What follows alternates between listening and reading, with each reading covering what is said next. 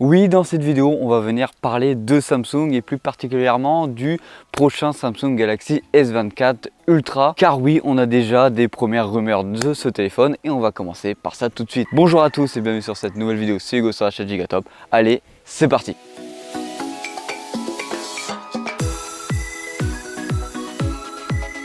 Bien sûr, avant d'aller plus loin, on n'hésite pas à s'abonner, à liker, ça fera toujours plaisir à la chaîne. Et tu peux aller t'abonner aussi à mon Instagram et au TikTok de la chaîne YouTube. Alors le S24 Ultra, en tout cas les S24 seront présentés quand même dans quelques mois. Mais ça fait déjà quelques semaines qu'on a beaucoup de rumeurs qui sortent sur le S24 Ultra, beaucoup de rumeurs qui se contredisent ou qui se valident entre les leakers. Et dans cette vidéo, je vais vous retransmettre les dernières rumeurs qu'on a à l'heure actuelle qui sont dispo depuis quelques jours, donc les plus récentes et qui sont à mon avis les plus probables. Alors ce qui en ressort le plus, c'est quoi? C'est que Samsung devrait suivre la tendance d'Apple. Alors là, quand je dis ça, il y en a beaucoup qui vont grincer des dents, mais t'inquiète pas, ils vont juste suivre la tendance d'Apple sur le cadre en titane du téléphone. Alors ne t'inquiète pas, on parle de titane, mais ça n'aura pas un gros impact sur le poids du téléphone. On perdrait même 1 gramme si on en suit les rumeurs. Alors d'après les rumeurs, au niveau du processeur, on aurait quelques rumeurs comme quoi on serait sur un Exynos. Et ça peut en déplaire à certains. Et d'après d'autres rumeurs, l'Exynos serait redirigé simplement que sur le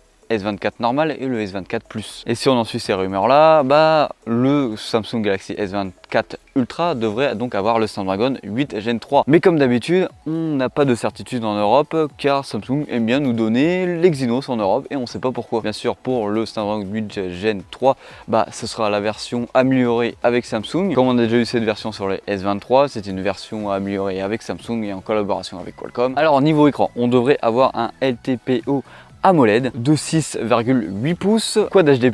On devrait passer d'un design à plat qui serait donc beaucoup plus lumineux que son prédécesseur. On passerait une luminosité de 2200 nits comparé à 1750 nits. Alors niveau photo, c'est là qu'on a des gros changements et c'est là où Samsung est attendu tout simplement. On aurait un nouveau capteur de 200 mégapixels, ce serait l'HP25X. Et qu'est-ce que ce nouveau capteur apporte? En gros, il aura une mise au point améliorée ainsi qu'un regroupement de pixels de 4 en 1 et de 16 en 1. En gros, c'est la technologie Binding que tu connais sans doute déjà. Alors le téléobjectif x3 recevra une grosse amélioration au niveau de son capteur. Il recevra donc un capteur de 50 mégapixels, donc une grosse augmentation par rapport au S23 Ultra. On aura bien sûr un ultra grand angle de 12 mégapixels et un capteur selfie de 12 mégapixels. Le capteur périscope aura un capteur de 10 mégapixels. Alors niveau batterie, on avait des rumeurs comme quoi Samsung passerait enfin à une recharge beaucoup plus rapide à 65 watts. Et les dernières rumeurs qui sont arrivées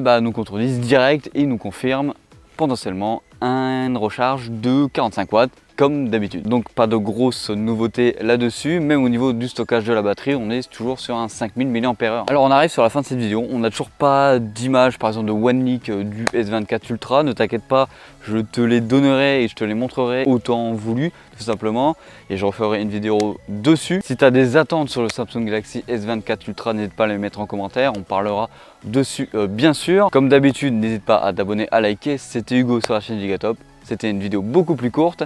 T'inquiète pas, les vidéos plus longues vont bientôt arriver. Allez, bisous!